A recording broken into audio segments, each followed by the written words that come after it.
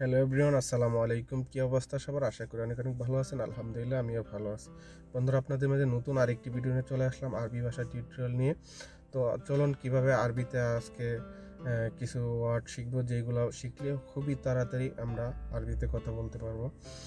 তো প্রত্যেকের কাছে একটা রিকোয়েস্ট, বরাবর মতো ভিডিওটা শেয়ার করে দেবেন। আপনার হয়তো বা কাজে না লাগতে পারে ভিডিওটা, অন্য আরেকজন প্রবাসী ভাই যারা আরবি ভাষা বুঝে না, যারা নতুন আসছেন, তাদের জন্য উপকার হবে।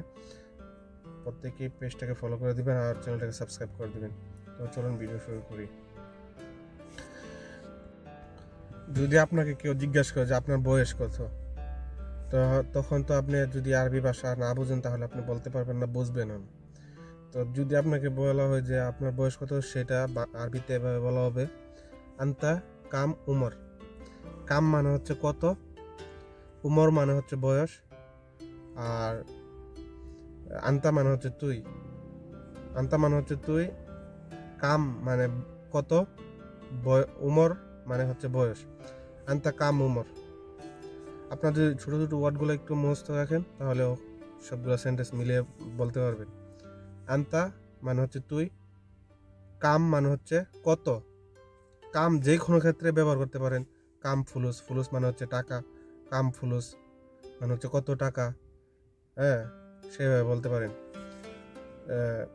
কাম মানে হচ্ছে কত, উমর মানে হচ্ছে বয়স। আন্তা কাম উমর মানে, তখন আপনাকে যদি এভাবে বলা যে আন্তা কাম উমর, তখন আপনি বলবেন যে আপনাকে আপনার বয়স জিজ্ঞাসা করছে। তখন আপনি কিভাবে বলবেন? আনা মানে হচ্ছে আমার, আমি, আমার আর কি, যেটাই বলেন। আনা উমর আশিরিন।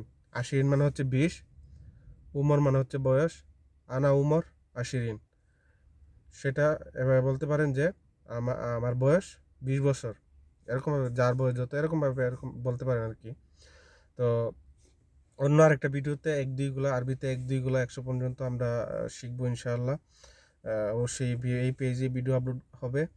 সবাই পেজটাকে ফলো করে রাখবেন যাতে করে প্রতিদিন ভিডিওগুলো দেখতে পারেন আপনারা। আর যারা ভাষাগুলো, যে কোনো ধরনের আরবি ভাষা শিখতে চান, অবশ্যই কমেন্ট করে জানাবেন আপনাদের যেই কোনো আরবি ভাষা আপনাদেরকে কমেন্ট। তারপরে এখন শিখবো হচ্ছে আমরা যদি বাংলাতে বলতে চাই যে তুই কোথায় আছস, তখন এটা আমরা আরবিতে কীভাবে বলবো, সেটা হচ্ছে এভাবে বলবেন। আন্তা মানে হচ্ছে তুই, কোথায় মানে ওয়েন, ওয়েন হচ্ছে কোথায়, আসস মানে ওয়েন মজুদ, মজুদ মানে আসস, আসস অথবা আসে, এরকম কিছু এরকম ক্ষেত্রে বলা হয় মজুদ।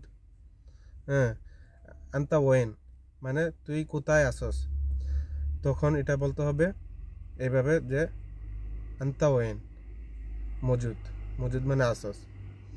আপনার যদি ছোটো ছোটো ওয়ার্ডগুলো, যে আন্তা মানে হচ্ছে তুই, ওয়েন মানে হচ্ছে কোথায়, আসস মানে হচ্ছে মজুদ, মানে মজুদ ক্ষেত্রে সব সব ক্ষেত্রে, অনেক ক্ষেত্রে মজুদ বলা যায় যে আছে বা কোনো কিছু, এরকম ক্ষেত্রে মজুদ বলা যায়।